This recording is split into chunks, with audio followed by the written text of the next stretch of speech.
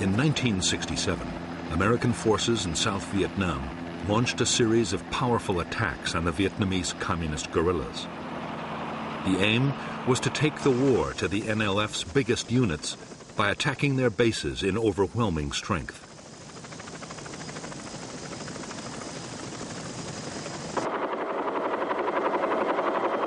The Americans hoped that the guerrillas would stand and fight. They could then annihilate them with vastly superior firepower.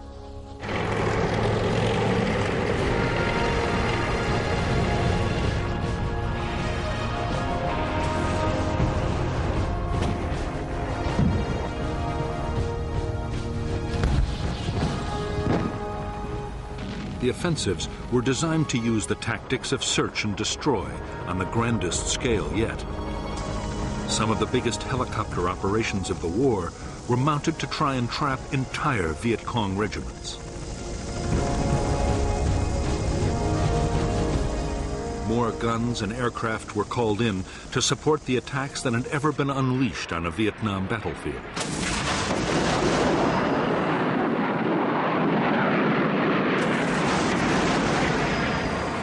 The Americans meant to damage the Viet Cong so badly they would be unable to carry on the war.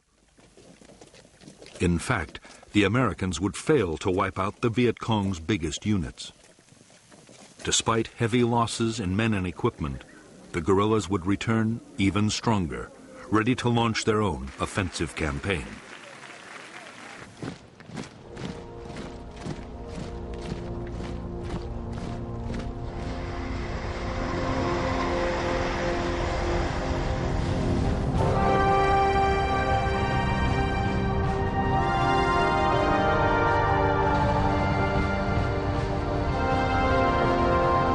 By mid-1965, the mission of American troops in South Vietnam was changing fast.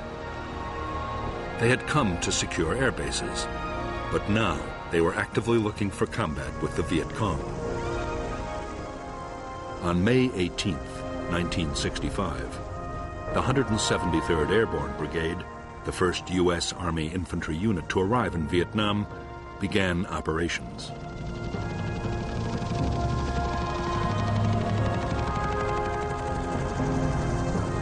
Its first task was to sweep a wide area around its base near Saigon.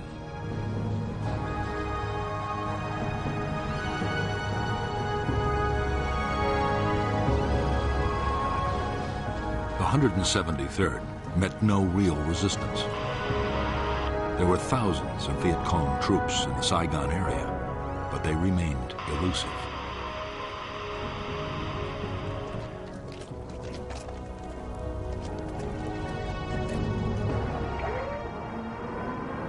More American troops arrived. As the weeks went on, questions were asked about the whole policy.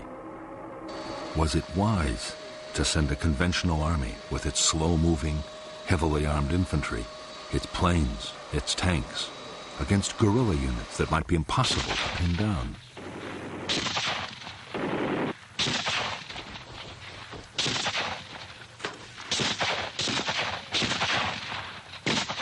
The U.S. commander in Vietnam, General William C. Westmoreland, insisted that the Army could find and beat the enemy. There were soon encouraging signs. In August 1965, in Operation Starlight, U.S. Marines surrounded a Viet Cong regiment of 2,000 men and defeated them in a full-scale battle.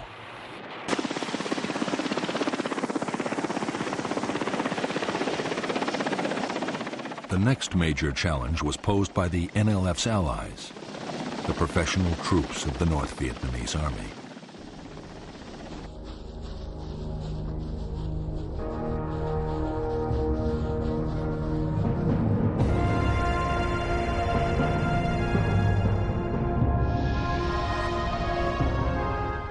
By September 1965, two North Vietnamese Army regiments, the 32nd and the 33rd, had moved down the Ho Chi Minh Trail and infiltrated from Cambodia into South Vietnam. The 66th Regiment was following close behind. The plan was to take the provincial capital, Pleiku, and advance along Highway 19 to the coast at Kinan, splitting the south in two.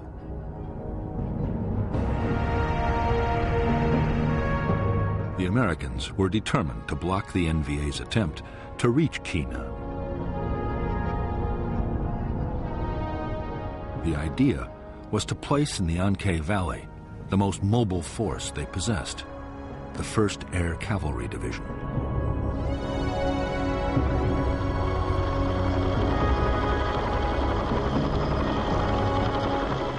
The Air Cavalry was the first formation anywhere in the world designed around the helicopter.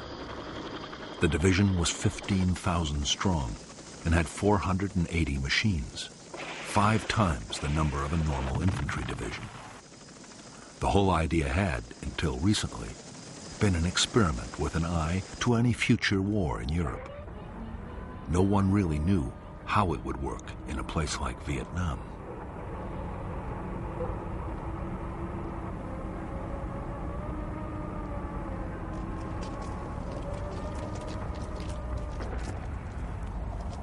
Combat units of the 1st Cavalry began to arrive at Anke in mid-September 1965. By October, the division was fully operational. Its base, Camp Radcliffe, had grown into a massive complex of helicopter pads, supply dumps, accommodation and maintenance facilities.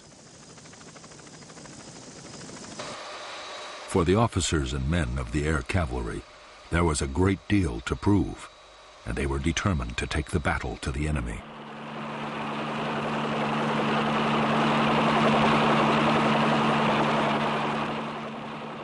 For their part, North Vietnamese Army commanders were just as keen for a fight as the Americans. Their 6,000 troops, already in the border area, meant to keep up the pressure on South Vietnamese government forces.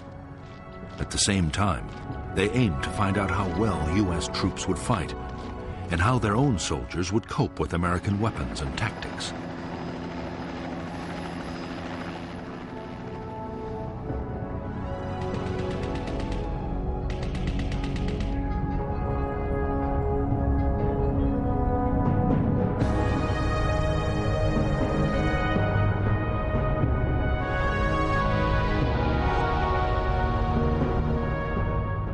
After infiltrating into the south, the 32nd and the 33rd North Vietnamese regiments had established a base area on the high ground of the Chupong Massif.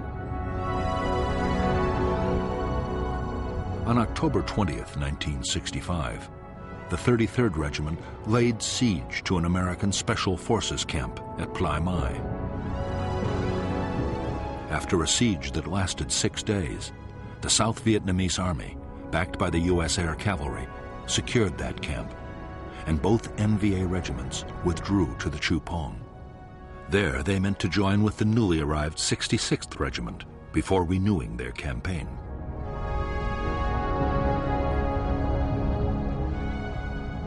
The American plan was to fly in the whole of the 1st Battalion of the 7th Cavalry to find the NVA regiments.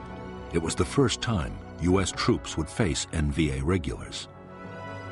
The first step was to create an artillery fire support base near the Chupong at Landing Zone Falcon. Next, the lead elements of the 1st Battalion landed at LZ X-Ray. Right in front of them were nearly all the 66th and 33rd NVA regiments.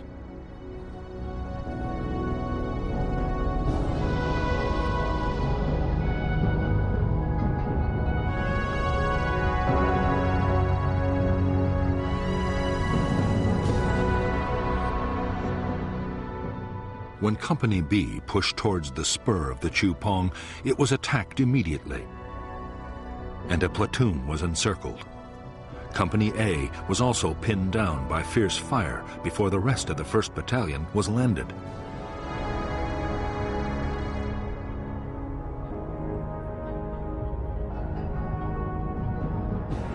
A and B companies then launched attacks to relieve the encircled platoon, but were driven back.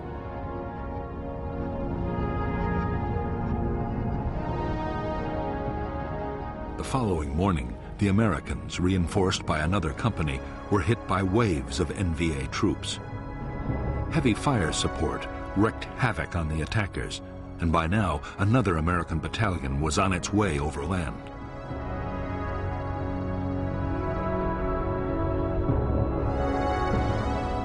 Conceding defeat, the shattered North Vietnamese regiments began to pull back towards the Y Trang Valley in the safety of Cambodia.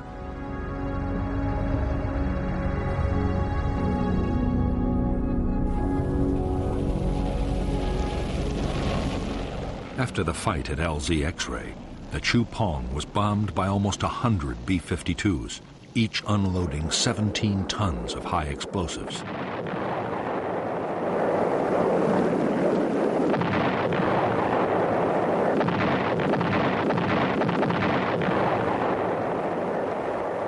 For the next 10 days, the NVA regiments were pursued relentlessly by the Americans. But although the North Vietnamese were in retreat, they were still capable of hitting back.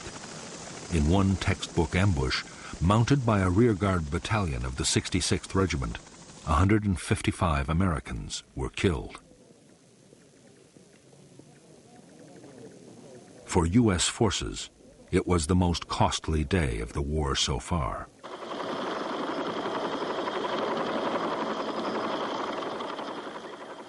In the Battle of the Y Trang Valley and the Pleiku operation, the 1st Cavalry Division lost 300 dead.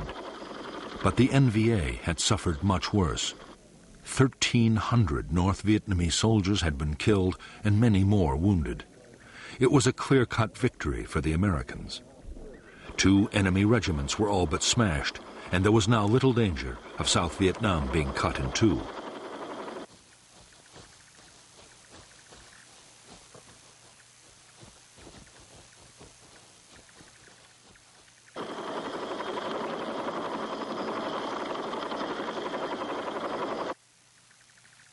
The Y Trang battle was a major boost for U.S. commanders. It seemed to prove their strategy was the right one.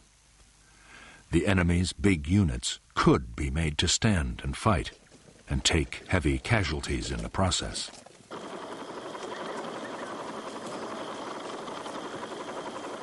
If the Communists could be forced into more battles like Y Trang, they would quickly suffer such losses they would have to abandon their whole campaign.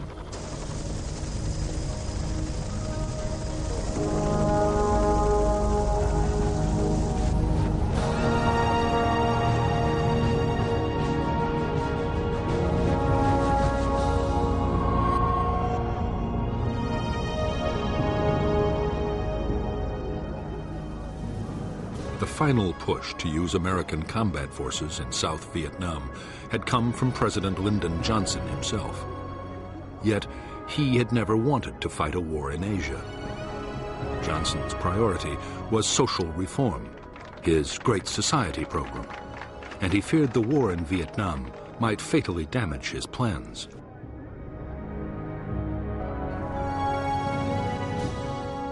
The problem for Johnson was that if the war grew unpopular, it could cost him the political support his program needed.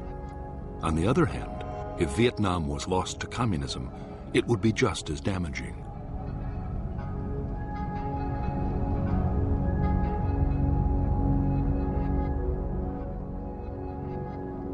The only solution that Johnson could see, and the one agreed with his Defense Secretary Robert McNamara, was an uneasy compromise.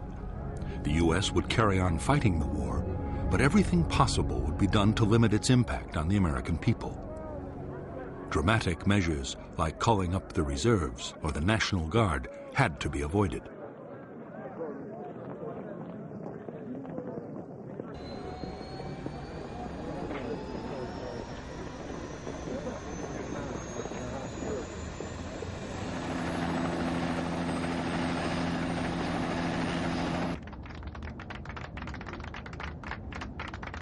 Above all, Johnson was determined to keep China and the Soviet Union out of the conflict in Vietnam.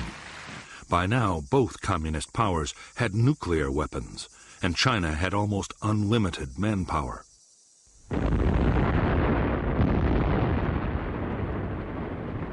fighting the Chinese in Asia, would demand millions of American troops and cost untold casualties.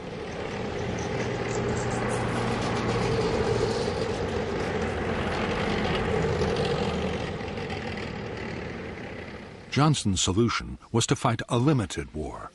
He restricted the bombing campaign against North Vietnam to personally approved targets. He also ruled out invading the North, no matter how much it backed the NLF.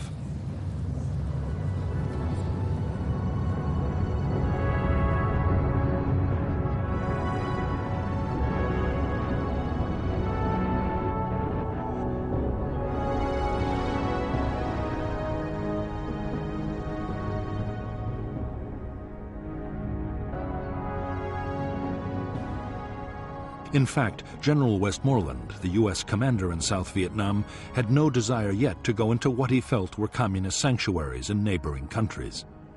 But what he did want was a much more effective bombing campaign to cut the flow of supplies and men to the guerrillas.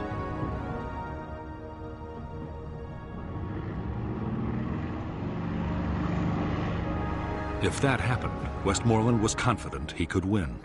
He would need more troops, but once he had built up his forces, he was sure he could seize the initiative.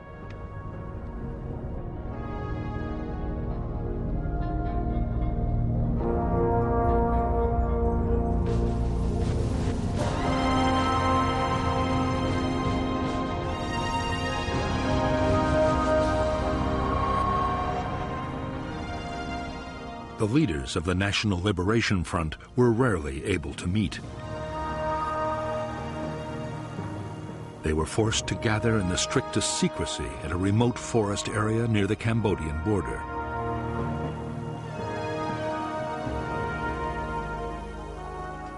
The fear was that a single American bombing raid could wipe out the leadership at a stroke. Security was intense, and avoiding enemy units meant that some members had to travel for weeks to reach the conference.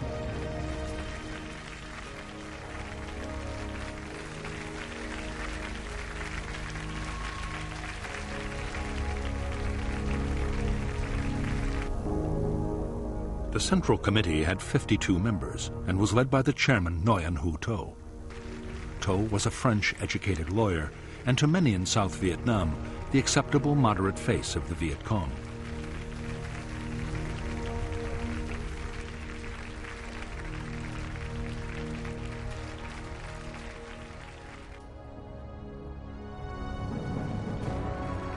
But behind To were lifelong communists like the General Secretary Huon Tan Phat, an architect and the NLF's foremost thinker.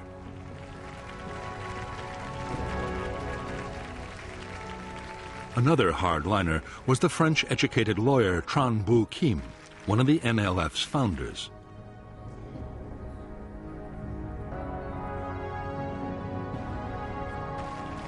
By now, Northerners were in almost full control of the military command, and through them, North Vietnam was making sure its policies were followed. The NLF guerrilla army was even more closely controlled by the North. Its top commander was a North Vietnamese Army General Nguyen Chi Thanh. Thanh was noted as a political firebrand and wanted to stay on the offensive, whatever the cost or the dangers.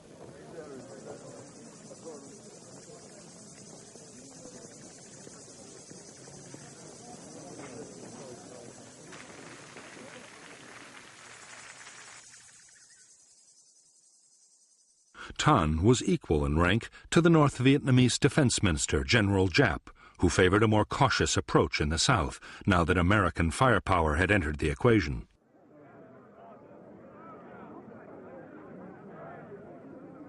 By the end of 1965, Giap was winning the argument. The result would soon be felt on the battlefields of South Vietnam.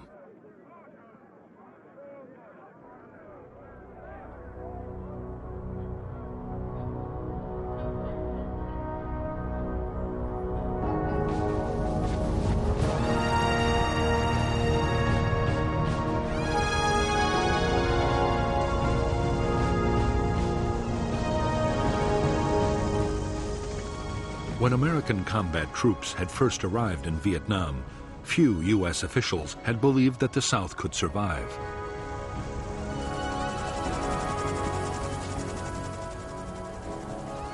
By the end of 1965, the picture had changed dramatically. The new government, led by Air Marshal Key, was growing in confidence. The arrival of American troops had given morale a huge boost, and there was no longer a danger that the communists could win quickly.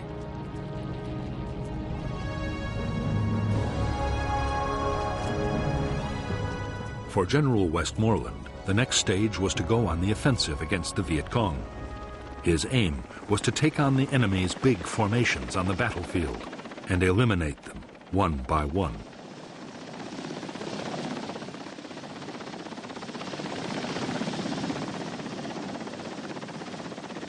The tactics would be those of search and destroy, finding and trapping the enemy, then smashing his forces with massive firepower.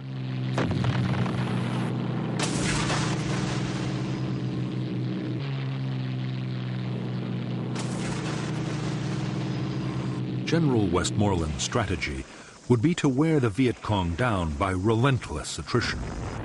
In battle after battle, Westmoreland meant to force the Viet Cong to sacrifice troops and materials faster than they could ever be replaced.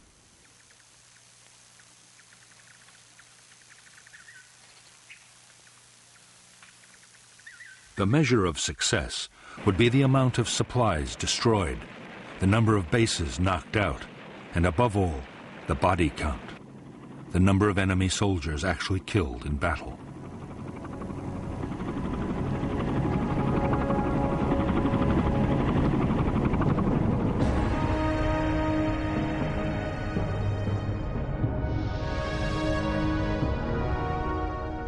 For defense, 4 national priority areas were agreed by the Americans and the South Vietnamese.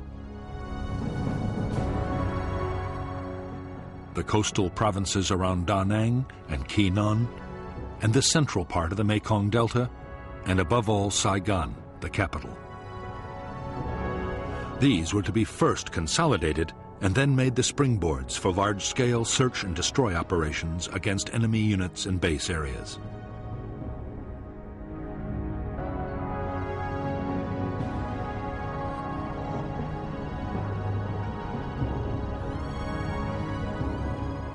The greatest Viet Cong concentrations in the whole of South Vietnam were known to lie between the capital and the Cambodian border. Through this area ran several strategic roads and the river routes into the capital.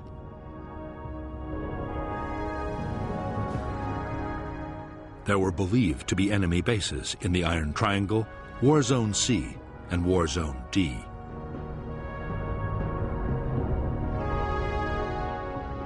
These base areas were the destination for most of the supplies and men that came down the Ho Chi Minh Trail, and it was these bases the Americans would have to attack if the Viet Cong were to be finally defeated.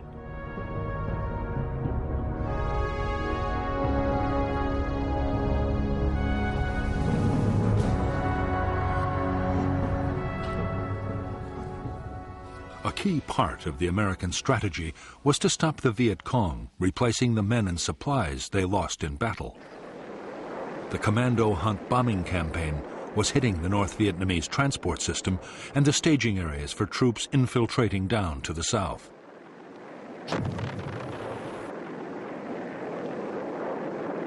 During 1965, U.S. aircraft had flown 55,000 individual sorties over the north.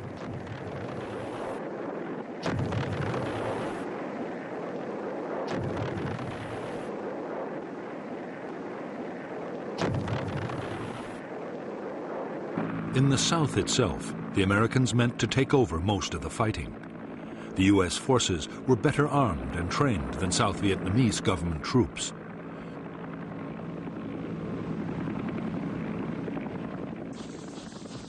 They were much more mobile and had the backing of enormous firepower.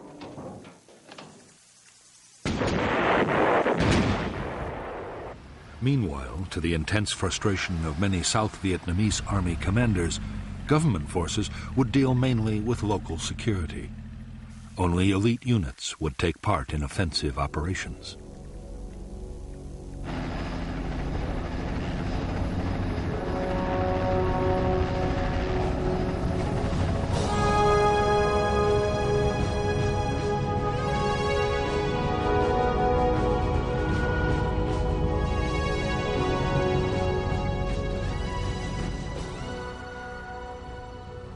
In December 1965, Ho Chi Minh and the North Vietnamese leadership ordered a change in the way the war in the South was to be fought. From now on, the Viet Cong would avoid pitched battles with the Americans unless the odds were clearly in their favor. There would be more hit-and-run attacks and ambushes.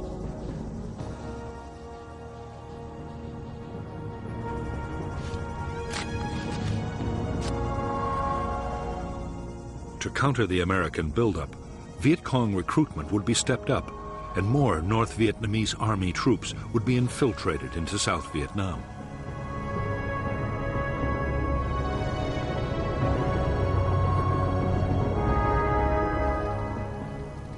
The Vietnamese communists, following the example of Chinese guerrillas before them, had always given the highest priority to creating safe base areas. They were training grounds, logistic centers, and headquarters.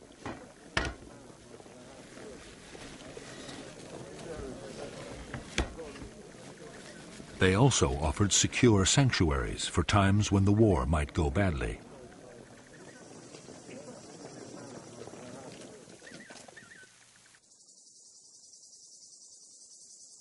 Hiding the base areas had always been a high priority for the Viet Cong. Now, with American spotter planes everywhere, it was more vital than ever to protect them. In remote swamps or forests, there were few problems, but nearer the capital, it was much more difficult.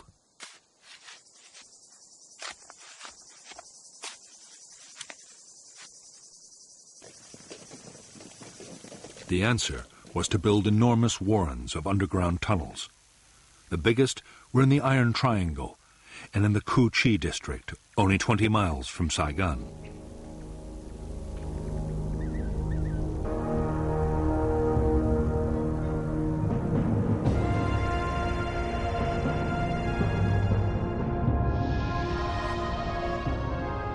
In the Cu Chi base area, any facility used by the guerrillas, like a conference room or training area, had almost instant access to the safety of underground.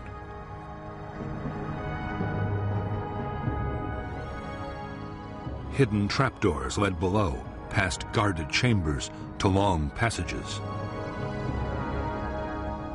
At regular intervals, branches led back to the surface and other secret entrances. Some openings were even concealed beneath the waters of streams or canals.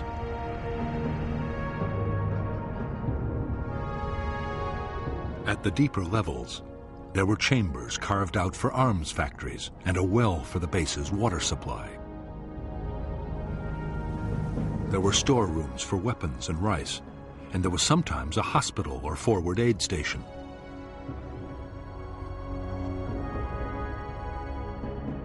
Long communication tunnels connected the base with other distant complexes.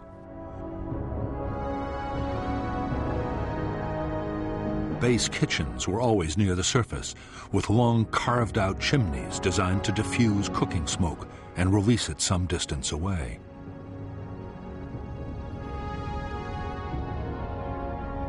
Near the kitchens were the guerrillas' sleeping chambers, where they could survive for weeks at a time if need be.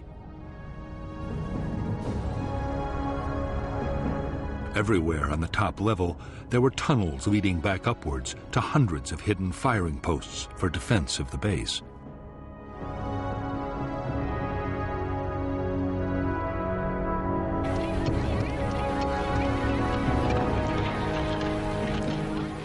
The base area at Cu Chi was a vast network with 200 miles of tunnels.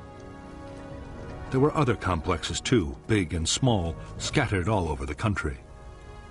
Each villager in an NLF area had to dig a meter of tunnel a day.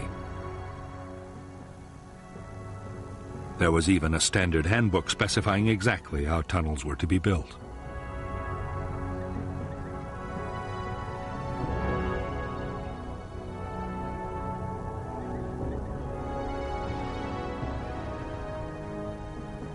The orders coming from NLF headquarters were absolutely clear. Tunnels were not to be treated as mere shelters. They were to be fighting bases, able to provide continuous support for troops.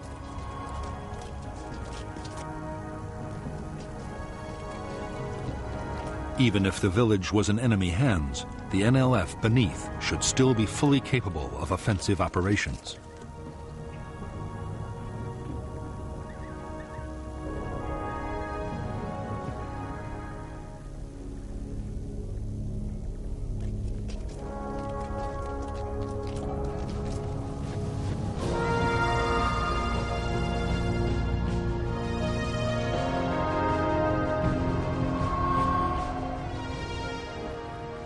When Washington had decided to send American troops to fight the Viet Cong, the biggest question had been how many would be needed to win.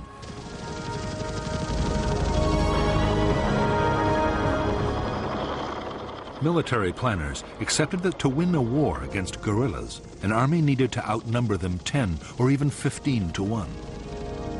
But American generals were now arguing that the Viet Cong was no longer a guerrilla force, but a conventional army of big units.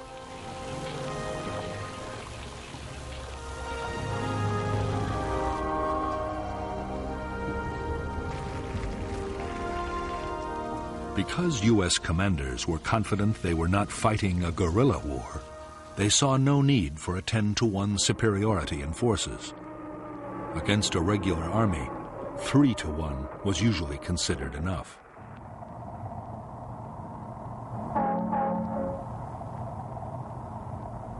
$400,000 U.S. troops, plus the South Vietnamese army, would be just sufficient to reach that target. The plan was to have most of the men in Vietnam by the end of 1966.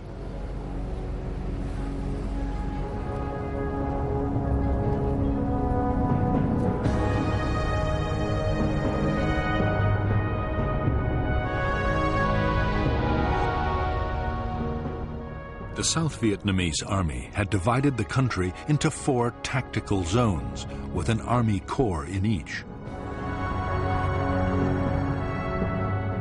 As American forces arrived, Military Assistance Command headquarters in Saigon assigned them to a corps' tactical zone. By the end of 1965, the 3rd Marine Amphibious Force commanded 4 regiments in I Corps. The 1st Air Cavalry Division was in II Corps, along with a brigade of the 101st Airborne. The 1st Infantry Division and the 173rd Airborne were in III Corps.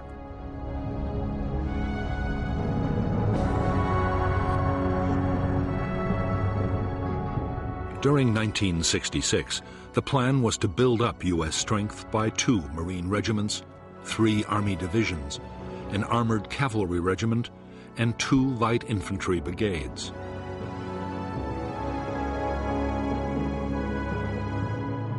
The combat strength of Allied nations would also increase to 2 Korean divisions and a Marine brigade, an Australian task force, plus New Zealand and Philippine units.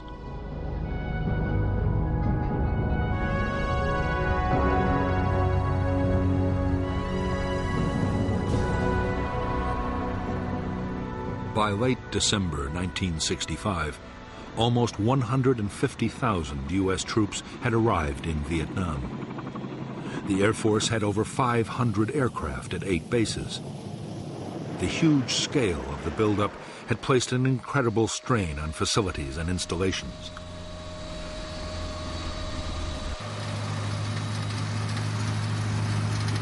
There was a frenzy of building as Army and Navy engineers, along with American civilian contractors, improved airfields, bases, and roads.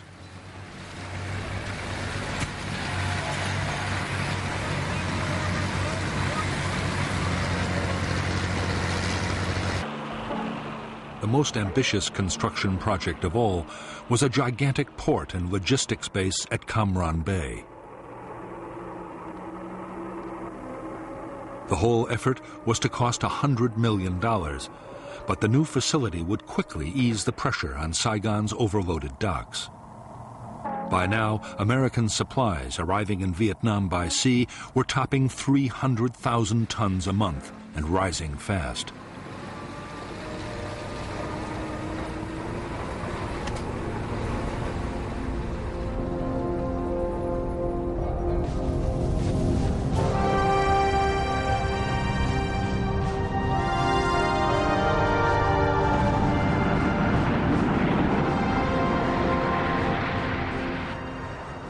As the Cold War had produced one world crisis after another, the U.S. armed forces had been on a war footing almost continuously for 5 years. Budgets were generous, and all the services were superbly well equipped and trained.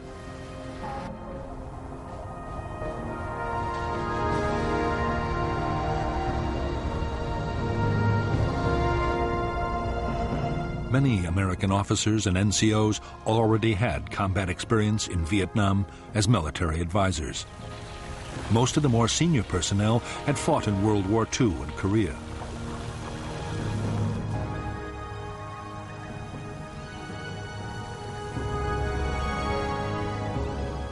But for the enlisted men, many of whom were draftees, their training programs rarely prepared them for what was to come.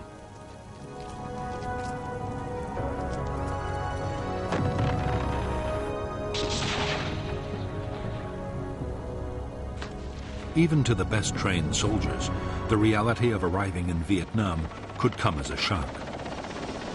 The climate was exhausting, with extremes of heat and humidity. The Vietnamese people and their culture were totally unfamiliar. Many American soldiers were from U.S. cities, and the lives of Southeast Asian peasants were beyond anything they knew.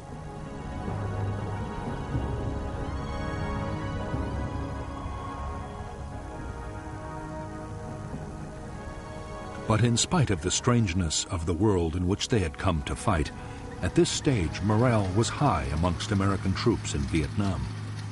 There was confidence in the Army's leadership, and most units had a strong sense of camaraderie. There was also the knowledge that a soldier's basic tour of duty was a finite 13 months and 14 days.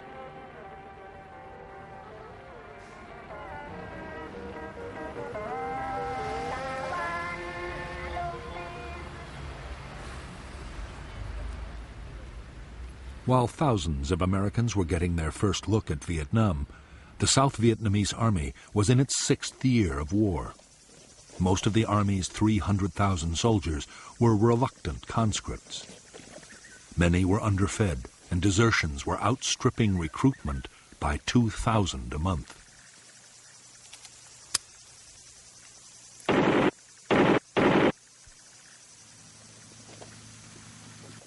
As for the officers, corruption was rife, and many sold their units food and supplies. The most senior commanders had nearly all been appointed for their political and family connections.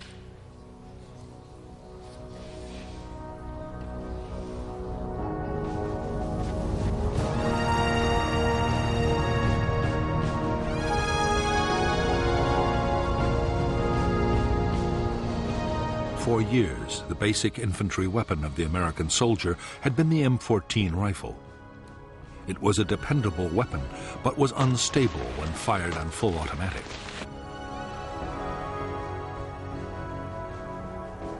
The M14 would stay in service with some units for a long time yet. But a new weapon was starting to reach the troops in Vietnam.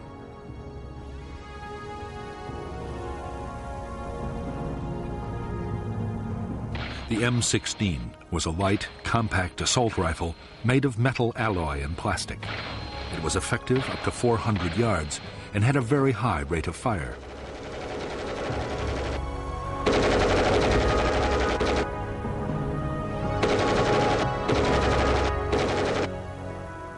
Although on paper the M16 seemed to offer the infantryman everything he could wish for in a rifle, the reality was very different on the battlefield. The M16 was prone to jamming, a nightmare for the soldier in a firefight. The problem was reduced by scrupulous cleaning, and later modifications would cure the problem completely. But in the meantime, many men viewed the M16 with deep mistrust.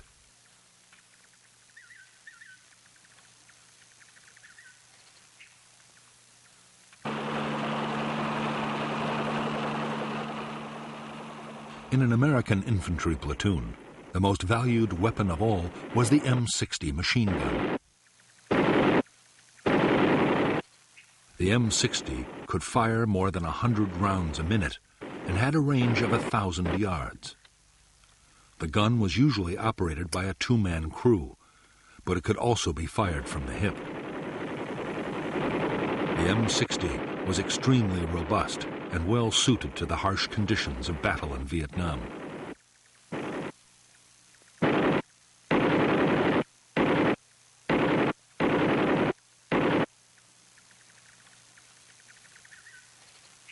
As well as the weapons they took with them into the field, American infantry could call on heavy fire support at any time. Ground attack aircraft could saturate the area with high explosives or napalm, while few operations were ever mounted out of range of friendly artillery.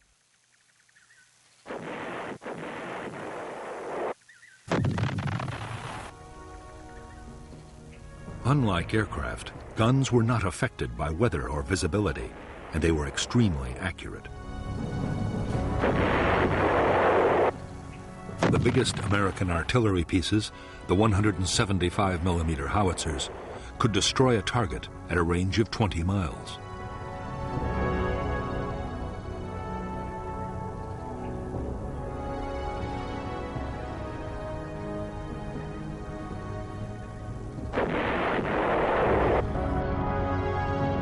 By now, every infantry division depended heavily on helicopters to maneuver its forces on the battlefield and to carry supplies and heavy equipment. For the Army, the basic infantry transport helicopter was the UH-1 Huey. The men called it a slick because its frame was uncluttered by guns or rockets.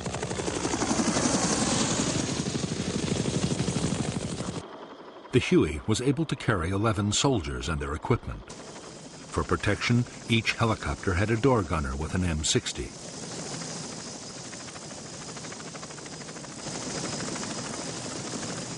As well as Hueys for transporting infantry and general supplies, there were Huey gunships for escort and assault. The gunships were armed with a formidable array of rockets, machine guns, and grenade launchers.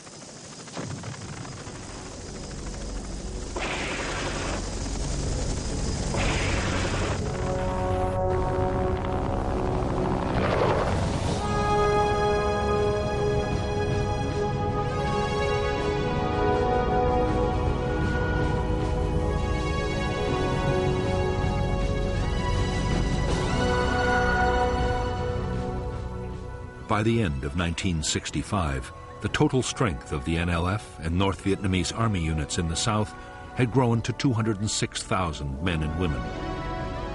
Of these, 36,000 were main force NVA troops. The rest were regional and local guerrillas.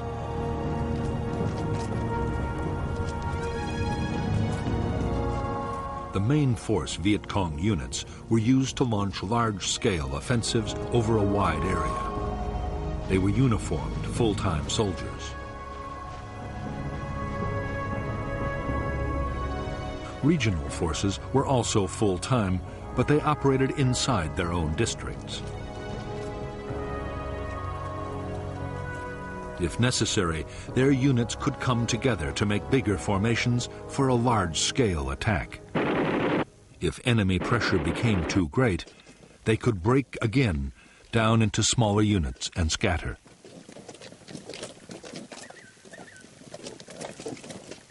As for the local guerrillas based in the villages, their main job was political. They were a constant reminder of the armed presence of the Viet Cong and worked to increase local support.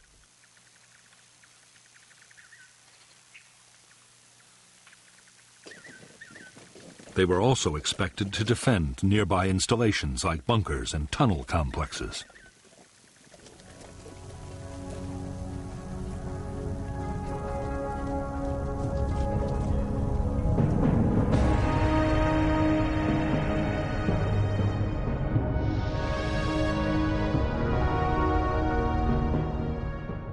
Viet Cong forces were commanded by the Central Office for South Vietnam, near the Cambodian border.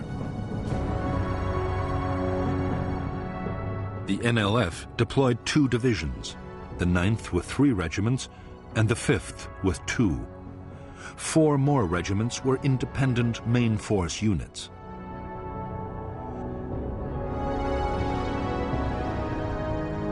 The NLF also controlled more than 40 local and regional battalions.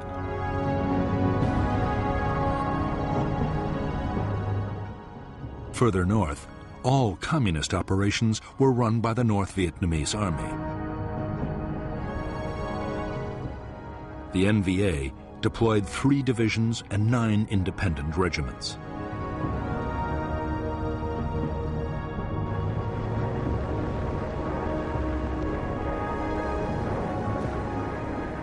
In 1965, American aircraft made tens of thousands of bombing attacks against the Ho Chi Minh supply trail and on logistic centers in North Vietnam.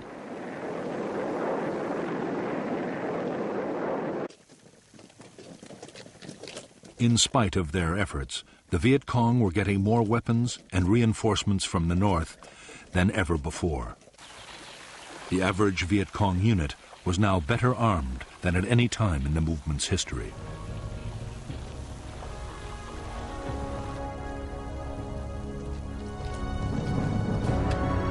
Although the guerrillas depended on the Ho Chi Minh Trail for arms, ammunition, and special equipment, 21 tons a day was enough to keep them fighting. Their other needs were met inside South Vietnam.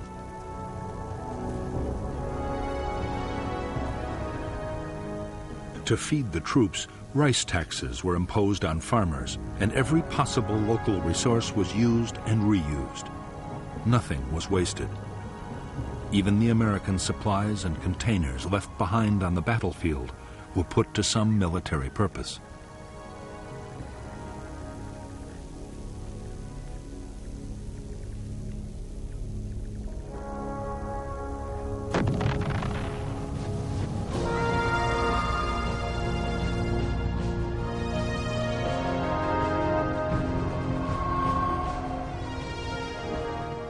In the last 12 months, the Viet Cong had suffered terrible losses.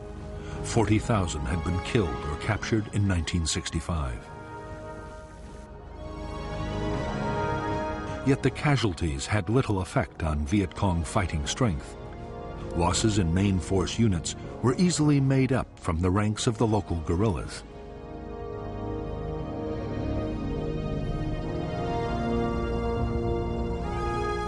The biggest problem was the high casualty rate among officers. To replace these, the Viet Cong depended on trained men coming down the Ho Chi Minh Trail from the north.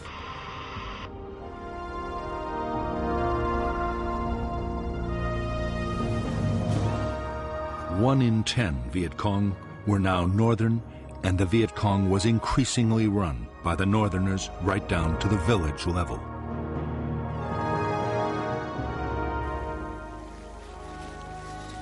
By this time, most Viet Cong main force soldiers had fought for years and were highly skilled and motivated.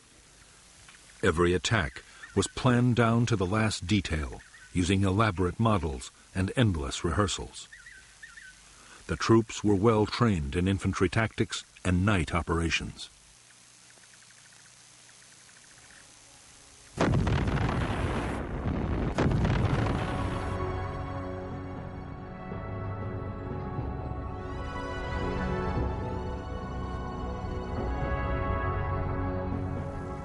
They were also masters of camouflage.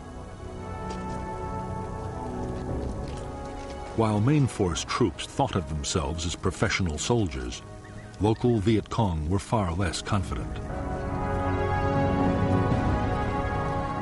Mostly the recruits were young teenagers, and while many were motivated by idealism, others had been pressured or shamed into joining.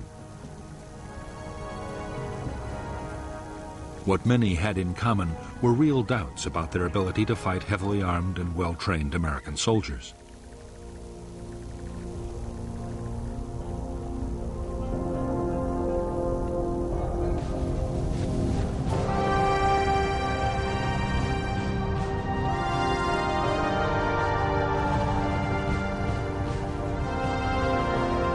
Most main force Viet Cong troops were now armed with a superb assault rifle. The AK-47 was a Russian design copied by the Chinese. It was comparable to the American M16, but it had fewer moving parts. The stock was wood, not plastic, and was far more reliable in Vietnam's testing conditions. The AK-47 also had the advantage of a 30-round magazine compared to the 20 of the American rifle. The Viet Cong had a range of effective Soviet and Chinese light and medium machine guns. They also had heavy machine guns, though never enough.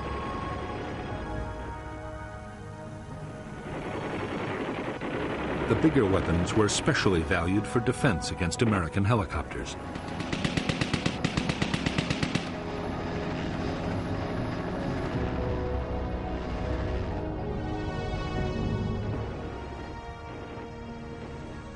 For destroying armored vehicles or bunkers, the Viet Cong had highly effective rocket-propelled grenades and recoilless rifles. Mortars were also available in large numbers and had the advantage of being very easy to transport.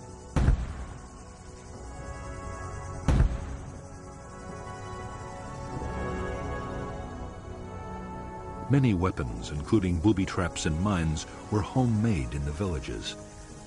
The materials ranged from scavenged tin cans to discarded wire, but the most important ingredients were provided by the enemy.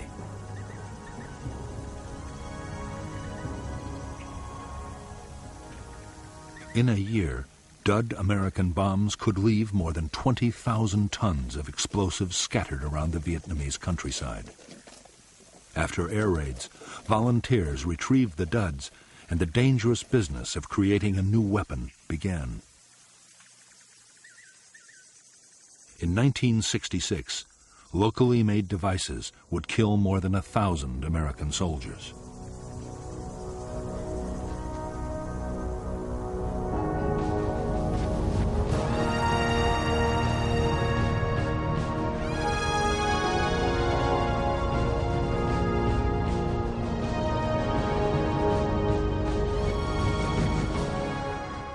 For General Westmoreland, the close of 1965 marked the end of the defensive stage of the American war in Vietnam. In the coming year, he meant to complete his buildup. Then he would launch the full-scale offensives that would lead to final victory.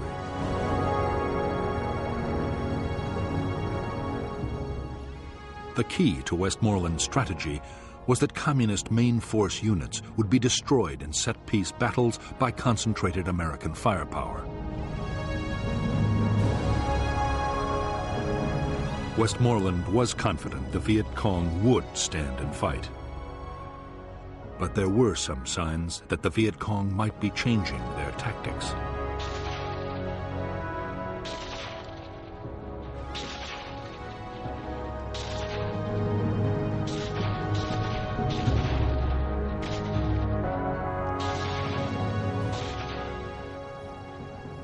In the last weeks of 1965, the Viet Cong concentrated their attacks on poorly defended targets, like isolated outposts and remote towns.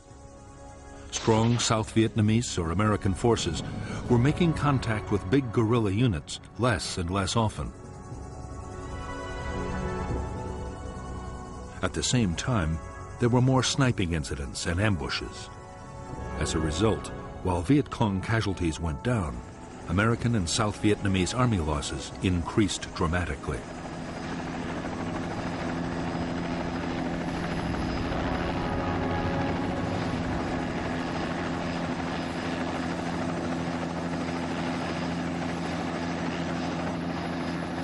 There was even more disturbing news in store for American commanders as 1965 came to a close. Washington's Defense Intelligence Agency reported that the Rolling Thunder bombing campaign against North Vietnam was failing.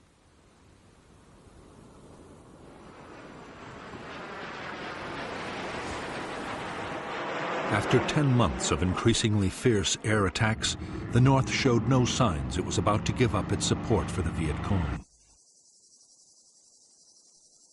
Nor had the bombing staunched the flow of men and supplies to the guerrillas. That meant only one thing. The real contest was still to come on the battlefields of South Vietnam.